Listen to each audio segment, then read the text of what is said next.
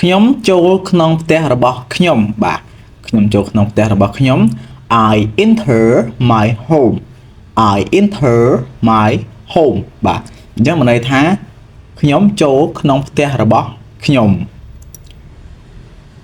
គាត់ជំរុញខ្ញុំឲ្យអង្គុយចុះបាទជំរុញឲ្យអង្គុយចុះ He motions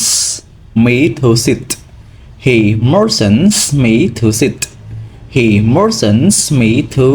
sit បាទអញ្ចឹងគឺម្ចាស់ផ្ទះណាជំរុញខ្ញុំឲ្យអង្គុយចុះអញ្ចឹងទៅបាទឧទាហរណ៍យើងទៅ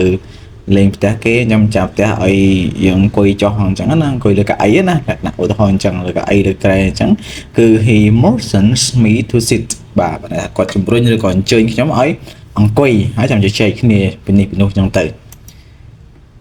ខ្ញុំចង្អុលទៅមេឃបាទខ្ញុំចង្អុលទៅមេឃ I point to the sky I point to the sky I point to the sky បាទអញ្ចឹងខ្ញុំចង្អុលទៅមេឃបាទចង្អុលទៅមេឃផ្កាយ1 2 3អញ្ចឹងទៅយ៉ាកុំប្រៀបធៀបខ្លួនរបស់អ្នកជាមួយអ្នកដទៃបាទឬមួយក៏កុំប្រៀបធៀបខ្លួនឯងជាមួយអ្នកដទៃបាទ Don't compare yourself to others Don't compare yourself to others បាទ Don't compare yourself to others បាទអញ្ចឹងន័យថាកុំប្រៀបធៀបខ្លួនរបស់យើងហ្នឹងទៅជាមួយអ្នកដទៃបាទប្រយោគនេះគឺល្អមែនតើសម្រាប់លើកទឹកចិត្តខ្លួនឯងឧទាហរណ៍ថាមិត្តភ័ក្តិយើងក្តីឬមកក៏អ្នកជិតខាងក្តីគាត់មានលទ្ធភាពខ្ពង់ខ្ពស់មកន័យថាគាត់មានចំណូលច្រើនហើយដល់ពេលសម្លឹងមកខ្លួនឯងគឺយើងអត់ដឹងថារបស់របរយើងនៅណាឯងស្ទក់សម្បត្តិយើងនៅណាន័យថាធ្វើការសតខ្លួនអញ្ចឹងណាបាទដូច្នេះហើយយើងកុំប្រៀបធៀបខ្លួនឯងទៅអ្នកដទៃអញ្ចឹងកាលណាយើងប្រៀបធៀបឃើញគេល្អខ្ពស់ជាងយើងទៀតនោះហើយជាផ្នែកមួយដែលធ្វើឲ្យយើងនឹងពិបាកចិត្តអត់មានកម្លាំងចិត្តអញ្ចឹងទៅបាទប៉ុន្តែបើសិនប្រៀបធៀបហើយធ្វើឲ្យខ្លួនឯងរឹងមាំក្នុងការព្យាយាមរិះរកមធ្យោបាយរកចំណូលបន្ថែមបានច្រើននោះហើយគឺជាវិធីដែលសាស្ត្រដ៏ល្អបាទអូខេតោះយើងទៅមុខទៀតកុំវាយជាមួយបងស្រីរបស់អ្នកហ្នឹងហើយ Don't fight with your sister Don't fight with your sister Don't fight with your sister កុំវាយជាមួយបងស្រីរបស់អ្នកបាទកុំវាយណាល្អទេបាទខ្ញុំក្រោកពីគេងពីព្រលឹមបាទខ្ញុំក្រោកពីគេងពីព្រលឹម I wake up early I wake up early I wake up early បាទអញ្ចឹងខ្ញុំក្រោកពីព្រលឹមបាទចំពោះបងប្អូនក្រោកពីគេងម៉ោងប្រហែល